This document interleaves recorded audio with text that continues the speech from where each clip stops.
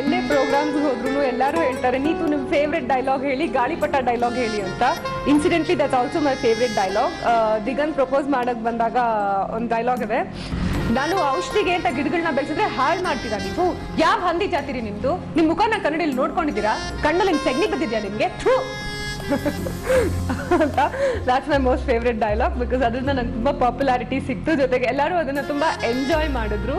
So that's my favourite dialogue.